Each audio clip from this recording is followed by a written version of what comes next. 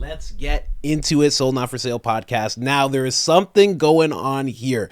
Joe Rogan is caught in the middle of the feud going on between Ben Shapiro and Tucker Carlson. Now, I just want to preface this so you guys understand. Ben Shapiro decided that Tucker being America first was borderline anti-Semitic. And Ben Shapiro, Barry Weiss, Jeremy Boring, who is a founder of the Daily Wire, all started attacking Tucker Carlson. Some was very subliminally, some was just outright. And then Tucker had Candace on, and that made it even worse. And then the last blow that was thrown was by Ben Shapiro. And he had this segment on his show where he was talking about people, commentators, conservative commentators who are in their 50s who ask questions. And he said that people that ask questions at that age are being dishonest.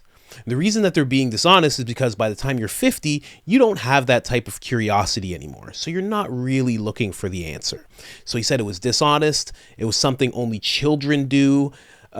He said people who do it are full of it, and he did not use the word it. He said a bunch, and on top of that, you're trying to foster conspiracy theories. That's what you're really doing when you're asking questions. And it's not something, asking questions is not something that a critical thinker does. Okay, so he put that out there, and everybody knew he was talking about Tucker because he's been going at Tucker for a while now. Now, because Tucker was on the JRE and he said a bunch of things, Ben has dedicated almost a whole episode of his show to just picking apart everything that Tucker Carlson said. So I'm going to be showing you what Ben said.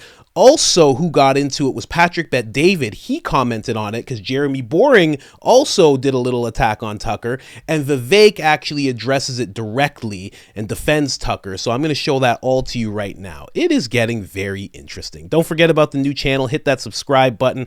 Coach Colin Media. Go ahead and check it out. Otherwise, let's get into this. Doing here. That's what's sort of fascinating. Now, I think to understand what Tucker's doing here, you have to understand that this particular interview included a lot of conspiratorial thinking. There's a lot of conspiracy theorizing in this particular interview, ranging from the CIA killing JFK to 9/11 might be an inside job kind of stuff. So here was Tucker implying that 9/11 might be an inside job. The wildest thing about Tower 7 is that if you just say it looks like a controlled demolition, people get mad at you. Why? Well, I don't know. Well, because I'm not saying that it is a controlled demolition, but I'm saying if you watch it, it looks like a controlled demolition. But that happens all the time. Buildings catch fire and they just implode in on themselves. I think it happens every week, right? All these poultry plants and manufacturing plants that keep getting burned through fire. They all It's the way it went down. Yeah. So I say, why do they respond that way? And of course, I responded that way. And I think looking back, the reason that I did was because if you call that into question, you had to ask a lot of other really obvious questions you didn't want to deal with, and you might arrive at the conclusion that a lot of your most basic assumptions are false and that you've been had, and it's just too destabilizing maybe. Right. Okay, so the idea there from Tucker is that if you start asking questions about Tower 7, then that might bring further questions about, like, if Tower 7 was brought down, for example, by a force inside the United States, then what exactly happened with the other two towers and all the rest of this sort of stuff. So what's going on here? I mean, really, it's a serious question. What's going on here with Tucker? So he tries to explain it. He says that he was actually radicalized by 2017. That basically until 2017, he believed a lot of narratives that were told by the government and by the mainstream media. And then after 2016, 2017, when it appeared that the intelligence community was militarized against Donald Trump, this is what radicalized him into basically becoming uber critical of everything. This is his story. Probably unlike you, I didn't have any opinions like that. I was like, fluoride, come on. 9/11, shut up. Yeah. UFOs, you're crazy. You know what I mean? I just I had this reflexive, I'm ashamed of it. I'm not bragging about it. But it was 2017, and really it was the Trump campaign. It wasn't that I was like so in love with Trump, though I've always liked Trump because he's like hilarious and charming and all that. But I wasn't like a Trumper or anything. But it was watching that campaign, and particularly his claim that they were spying on him. And I was like, really? They're not, the intel services and federal law enforcement, FBI, do not spy on presidential campaigns. Like, that's so out of the realm. That's so crazy. Like, that could never happen because, of course, there's no democracy in a system like that. And fundamentally, we're a democracy, an imperfect one. It kind of lumbers along, but like, it's not fake. And then that turned out to be true. And I knew it was true. And that just blew my mind. So I began a process still ongoing of reassessing a lot of other things. Like, okay, well, if that was not true, what else is not true? And what else that they told me was a conspiracy theory might actually have some basis in fact. And okay, so in other words, he went all the way from, I believe all the narratives to I believe none of the narratives. In fact, I believe the counter of the set of facts with which I am presented. Now, first of all, let me just say about 2016, 2017. Yes, it is incredibly disturbing that the intelligence community was militarized against Donald Trump on the basis of a bunch of trumped up nonsense from the Hillary Clinton campaign. Also, if this exploded your worldview as a conservative, that I find that surprising. Because as a conservative, you're supposed to be generally skeptical of government power.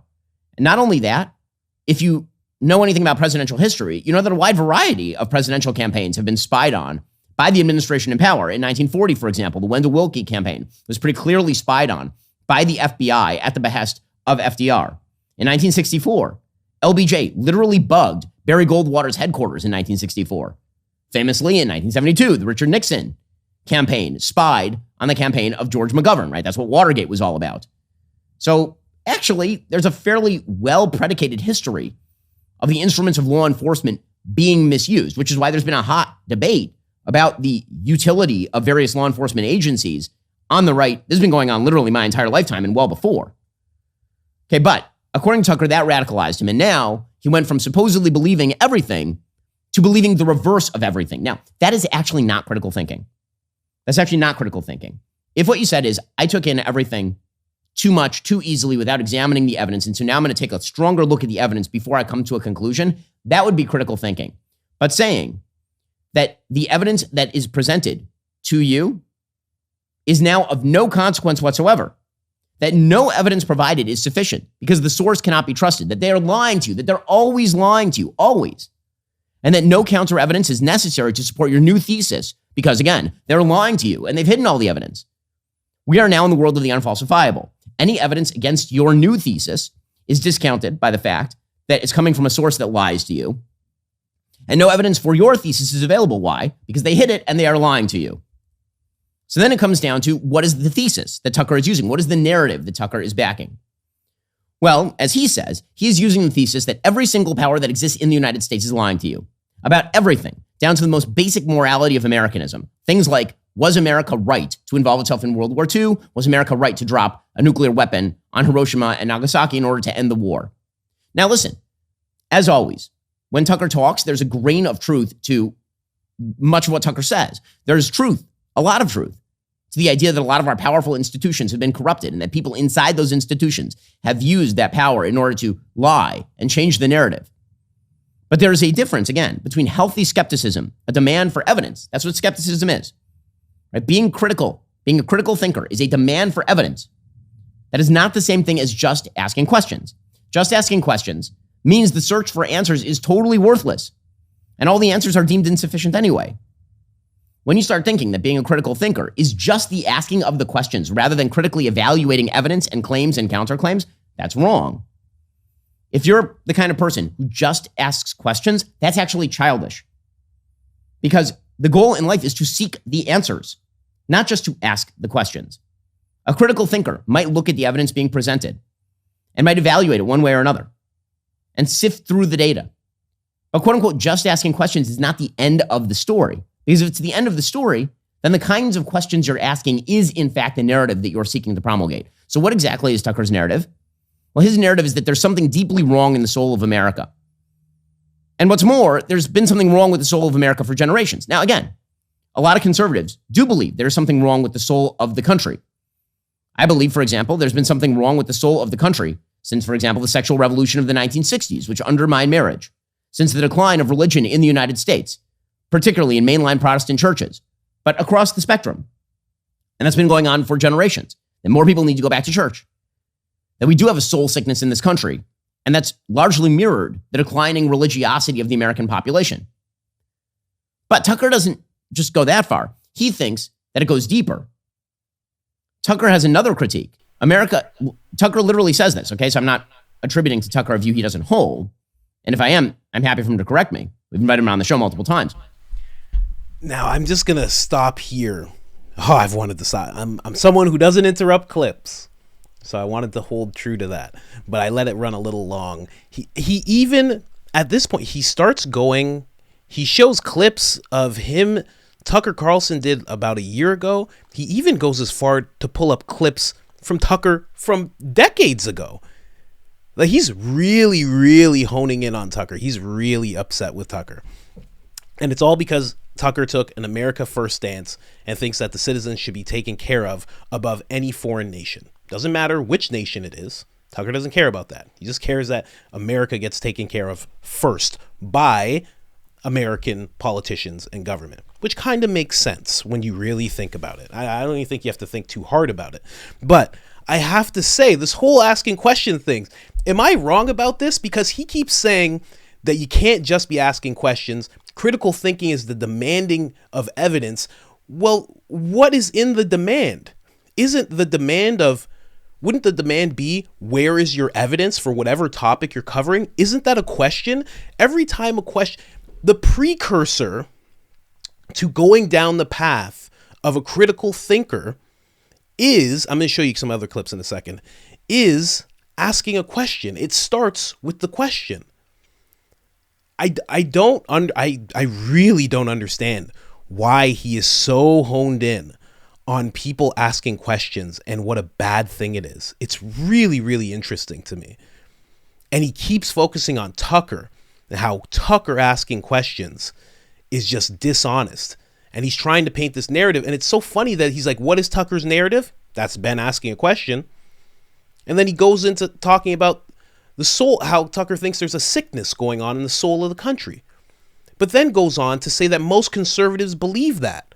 And then goes on to say that he believes that as well. So what's the issue?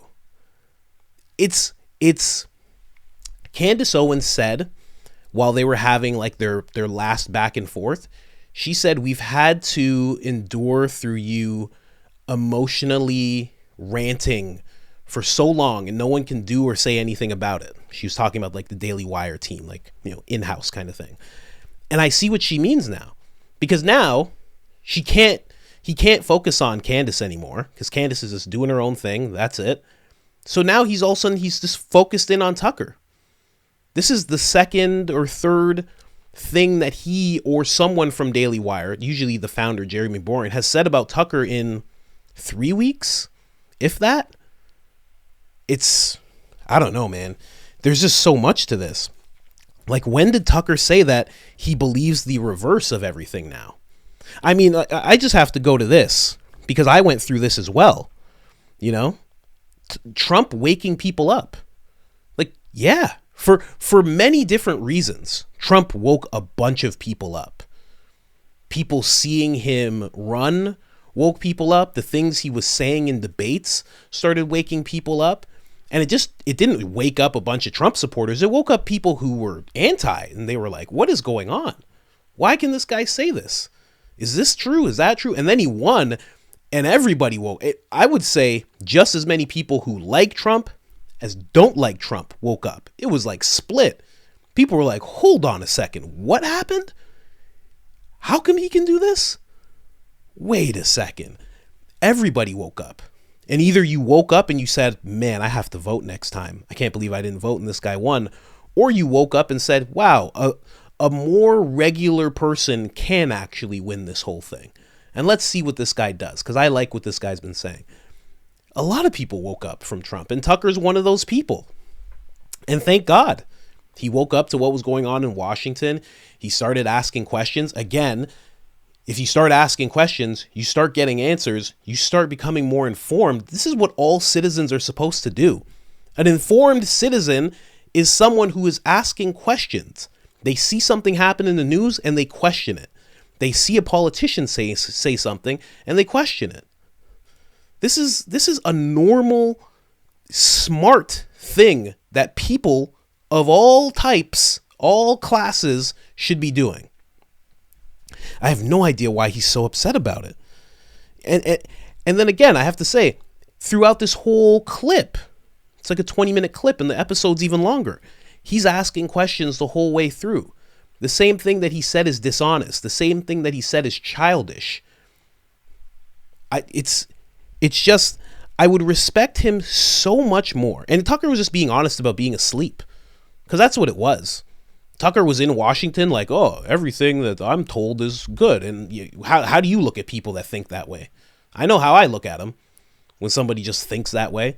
Everything they see on the news and happening is just what it is. I'm like, okay.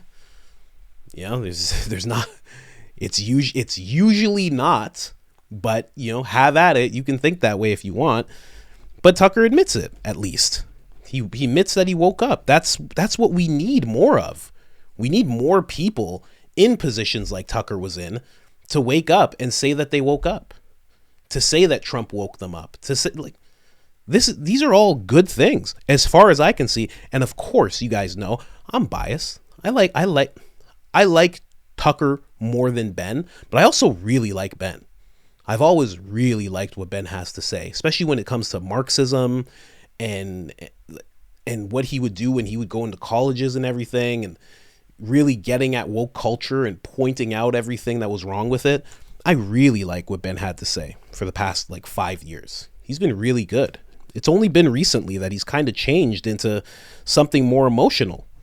I don't know where it came. Well, I do know where it came from, but I don't know, man. And then Ben saying at the same time, he's pointing out that Tucker is being skeptical and how bad that is, but then also says, as a conservative, you should be skeptical, and is also saying that he's a conservative. So, and then he's pointing out reasons you should be skeptical. So what's the issue? I don't get it. And at no point in time in the podcast did Tucker say, I only believe the reverse of what I see now. He didn't say that at all. But for some reason, that's what Ben is putting into his mouth throughout this whole monologue that he's doing. It's very, very interesting. Now, Patrick Bet-David had to chime in as well, because Jeremy Boring took to social media to say something to the American people that he thought, which I think is so ridiculous as well. Let's get into it. But that's his position, right? I want to hear your position. You live in Hawaii, all this other stuff, so there's kind of history behind it. So what other reaction do you have to it, Rob? Tell me which one you got, because there's a ton of them. Pick one of them. Just let me know which one you got. We'll pull it up. That was a great for those of you who haven't heard that conversation yet, it's fascinating. They cover a lot of ground. They cover a lot of ground. It is so entertaining. Probably the best conversation of the year, those two being together. I thought it was fascinating. Rob, maybe pull up the tweet of Jeremy Boring. With Jeremy Boring, the co-founder, founder of Daily Wire, he had the following to say about it. He says, people who deny the moon landing or suggest America's evil for the use of atomic weapons against Imperial Japan, or who say that George Bush was behind 9/11, actually hate this country. Maybe I am stupid for asking this. Who is Jeremy Boring? You being serious? I'm being serious. Okay. He is the CEO of Daily Wire. Okay. Like Ben Shapiro, Okay. Daily Wire. Yeah. That's who he is. So, best friends with Candace, if you haven't. So, I've never met him. I don't know. By the way, he's actually a very smart guy. We've had him on the podcast, but there's a civil war going on a little bit right now where Tucker, Ben Shapiro is obviously a very different position. Yeah. What's your position when it comes down to the nuclear war? I like your response here, by the way. What's the response? Are you showing that one? Okay. Jeremy is in the entire premise of being a critical thinker to question things. Some of the best podcasters and influencers are those who question what no one else is questioning. Being anti-establishment is to question the establishment's motive. By the way, he responds to that. Rob, if you want to put the other one, then he puts, it is not critical thinking to say that America never landed on the moon or that George Bush orchestrated the 9/11 attacks. It is a rejection of critical thinking. And then I had one last response to him, which was kind of an interesting one. You want to play this one, Rob? I understand your point. However, I'm not a Christian because I broke bread with Jesus. I've never met him face to face. That requires a level of faith I'm willing to risk taking. But it also takes faith to believe that we landed on the moon or someone's involvement in the 9/11 attacks. Having that level of unwavering faith in the U.S. government is what I'm not willing to risk. History does not favor blind faith in any government. Yeah. That was my position. Beautiful. Great response. Beautiful. Where do you stand with this? Solid response. Solid response. And I don't know why the Daily Wire seems to be, well, at least Ben and Jeremy seem to be attacking critical thinking. You know, saying what he just said, like you actually hate this country if you question those things, is so crazy. To say that any event that took place, people question it. And to say that if you do that, you hate the country, that is some weird gaslight. That's some weird Orwellian gaslighting. That's basically, like, imagine a politician said that, right? The politician would basically be saying, well, if you don't trust the government, you hate the country. And everybody would be like, what? What did you just say? It's like, no, you get to question. You get to question the government. You get to question everybody. You get to ask questions.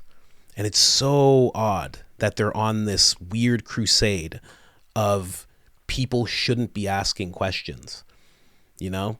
And again, I have to say, before I go into Vivek's, I would respect Ben so much more if he just said, hey man, I don't like Tucker anymore because Tucker doesn't support Israel like I want him to support Israel. And I think all eyes should be on this foreign war that's going on. I think every American head should be swiveled to this and should be watching and should be supporting and shouldn't get mad when taxpayer money is sent over there. And the fact that Tucker's against that, I don't like Tucker anymore. If he just said that, I'd be like, I get it. Perfect. It's just out there. There you go. Perfect. I'd be like, okay, I can respect that. You have a view, and whoever's not with that view, you're writing them off. Cool. But to see Tucker's appearance on the JRE, knowing that your real problem is his view with what's going on in Palestine, Israel, and not even just that, it's his view on, you know, taxpayer money going to foreign wars at all. His view is just, there's so much more here to deal with. He's brought up in an exchange with Ben Shapiro back and forth through other platforms.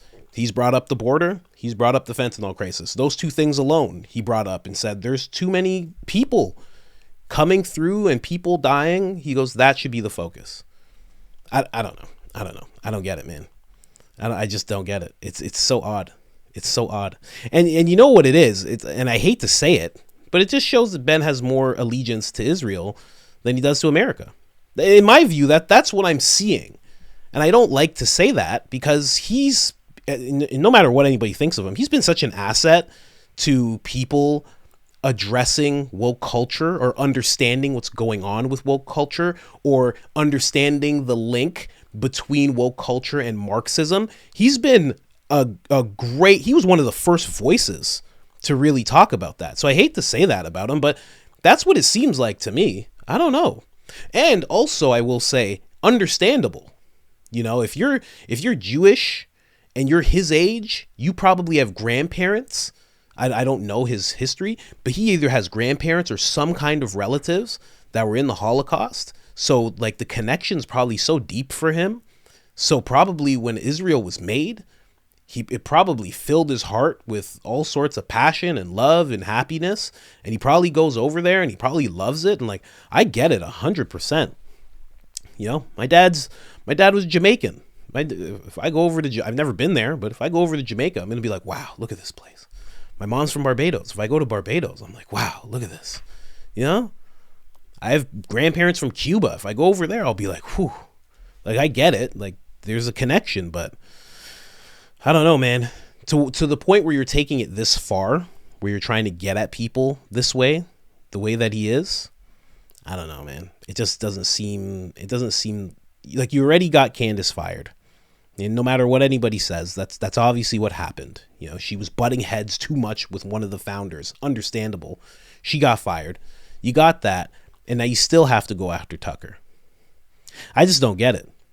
And you know what? There's also the aspect people saying that Ben is jealous that Tucker has more influence because Tucker was a talking head when Ben Shapiro was doing the independent journalist stuff. He was doing the independent thing and Tucker was part of Fox. Tucker, it's been what, a year? It's been a year since Tucker got fired, and look where he's at. I mean, just head and shoulders above anything Ben has done. And he now has a company that is very similar to Ben's. And a year from now, if Tucker takes on a few voices, I put my resume in for Tucker's network, definitely.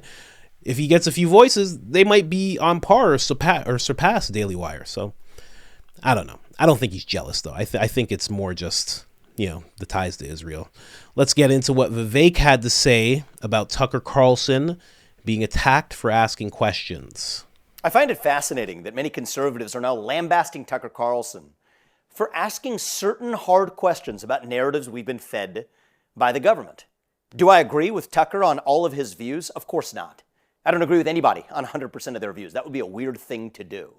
But I also think it's a weird thing to do to lambast somebody for questioning certain narratives when, in fact, that's what it means to be a skeptical citizen of a truly democratic nation. I'll tell you where it comes from, though. I'm not just going to tar somebody on their side. Let's get to the heart of what's going on there. I think we as conservatives have appropriately been fed up by the self-loathing left that has repeatedly, for 160 years and for the last 6 years incessantly, questioned the founding of our country, obsessing over systemic racism and white rage and the original sin of slavery at our founding. And at a certain point, all of us, most conservatives I know, myself included, Tucker included, others, are saying enough with it already. Let's move forward as one country because we've beaten that dead horse to death. There's nothing more to say. Now, back in 1960, when you didn't have necessarily equal rights enjoyed across this country, that was still a relevant conversation to have, to say, well, slavery existed all the way through the Civil War. The Reconstruction era didn't quite put an end to those inequities. How are we going to deal with it in the Civil Rights Revolution? That was a reasonable discussion to have. But now we're 60 plus years after that, and at a certain point, it's time to move on. And if you're consistently still obsessing over narratives dating back over 250 years, then yes, that means you probably do in some measure hate this country. Fine. But that's different from saying that there are certain areas where we deserve to question our own history that haven't been questioned. And I think that that's the difference we need to draw. The distinction we need to draw is one thing to beat a dead horse and hate ourselves for the sake of hating ourselves. That's what the modern left does. But that's not what Tucker's doing. To the contrary, he's turning over rocks that haven't really been turned over, rolling over logs that deserve to be rolled over and seeing what crawls out. Sometimes maybe there's nothing there. Is he going to have a 100% hit rate? Of course not. But I don't think it's the right thing to do, especially as conservatives who are supposed to be skeptical of the government, to criticize somebody for asking questions, and not just in an armchair way, but in a rigorous way, asking the kinds of questions that at least the American people deserve to have answers to and closure on. I think that's a good thing. And whether you're liberal or conservative, I think you actually do love this country if you're willing to ask those hard questions.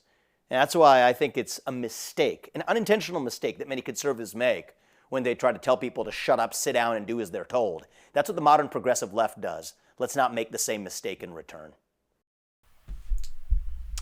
Well said, of course, as always, by Vivek, which is why some people don't trust him. Because he always says things just right, just like they need to be said. But he is right. He is right. And I made sure to keep what he said at the top here of his caption. The beauty of America is we're not just allowed to engage in self-criticism. We're at our own best when we do. It's very true, and I agree with him fully. If you're still questioning, like there's certain people who are just wrapped up in, this statue person had slaves, or this document was written by slave owners. And yeah, I think that person might have a certain disdain for the country and how it was founded. But if you're questioning current events that, Tucker was questioning, one thing he brought up was like the poultry farms just, happening all at once the way they did. You have a right to question that, you have a right to question things. And again, that is how you become an informed citizen. The first step of critical thinking is asking a question, especially if you're doing it within your own mind, your own thought process. You have to ask a question. Like, what do I know? Like, I had to ask myself a question. I remember when Trump won, right? And then, people wouldn't guess this about me, like where I'm at now. But I was like, this guy shouldn't have won. I was like, that lovely lady Hillary should have won. And then all of a sudden, I started seeing things about her and about him, and I started going, what is he gonna do? Or what's so good about him And then I started going down that path. And I knew what I knew already because, you know, you've been seeing him since you were a kid. He's in movies and this and that. The Show, which I used to watch. So it's like, you know all that. But it's like, okay, what's he going to do in politics? Okay, what has she done? And then you just start asking questions. Why did I think Hillary should have won? Why did I naturally just think she should have won? Why did I naturally think that he shouldn't have? Wait, what's actually going on? How did he win? And then it just starts snowballing. You just start thinking about things. And then, I mean, that's without even going into literature. And then you find rules for radicals, and then you figure out Saul Alinsky, and you figure out that Hillary loves Saul Alinsky, and that they've even sat down together a couple times before Saul passed away. And then you really start snowballing. Then you start hearing things that could be complete conspiracy, but at least you hear them. And then maybe you hear them again, and maybe you hear them again. And then all of a sudden it's like, wait a second, is this true? And again, that's another question. Wait a second, is this true? Should I be taking this in? I don't know, man. I just honestly, I think Ben is just all wrong for doing that. And again, I got my biases, but I don't even know. I guess I like Tucker better, but I like Ben. I really like Ben. I look for his content. So I can't even say that I'm, you know, I like one. I like Tucker more. Let's be honest. If we're being honest, we got to be honest. I like Tucker more, but I like Ben too. So, but I do think Ben is wrong for what he's saying about asking questions. I think it doesn't make any sense to say that. And I know you can go down the rabbit hole of, you know, people who ask questions who don't want the answers. Who gets to decide? Who gets to decide that if I ask a question, I'm not looking for an answer? You don't get to say that if I'm on this show. Maybe I want people to answer in the comment section. I'm in my comments all the time. So maybe when I ask a question, it's but maybe somebody goes, oh, he didn't really want the answer to that. Because now all of a sudden, people who ask, see, this is what ends up happening. This is the dangerous, slippery slope it could go down. Now, if we give in to Ben's thinking, people who ask questions are not critical thinkers, don't want the answers, and are conspiracy theorists. So now all of a sudden, anytime somebody questions something, we automatically just think, conspiracy theorists. You're not a critical thinker. You don't even want the answer. It goes from I'm asking questions so I can have the answers and I can figure things out, to if you don't ask the right questions, you don't deserve the answers, because we know you don't really want them. We know what you're up to. I'm not up to anything. I'm just asking people things. You know where that happens quite a bit? When some right-leaning person decides to go to a very left-leaning cause, a rally or a protest or something, and they go and they ask people questions. And right away, people don't want to engage, and they say, I'm not talking to you. And then you go to the next person, they say, you shouldn't talk to him. You shouldn't talk to him. He's not asking questions for the right reasons. They do that all the time. And then the thing that ends up stopping in these videos usually turns to the violence, but what usually ends up happening is there's no civil discourse. So somebody who actually doesn't share the opinion of all these people can't even gain the right information to even formulate a proper opinion. Anyways, like, subscribe, share. It helps tremendously. And let me know what you think in the comments. And that's an honest question. Okay? That's an honest question. What do you think about what Ben's saying? What do you think about Tucker? What do you think about Tucker saying that Trump woke him up? What do you think about Ben saying you shouldn't ask questions? What do you think about what Jeremy Boring had to say to Patrick Bet-David about if you question any events that have happened, you hate the country and you're not a critical thinker. You're actually rejecting critical thinking. I have to just say before I go, people who question those events that are in question, that they were talking about, they think more than most people.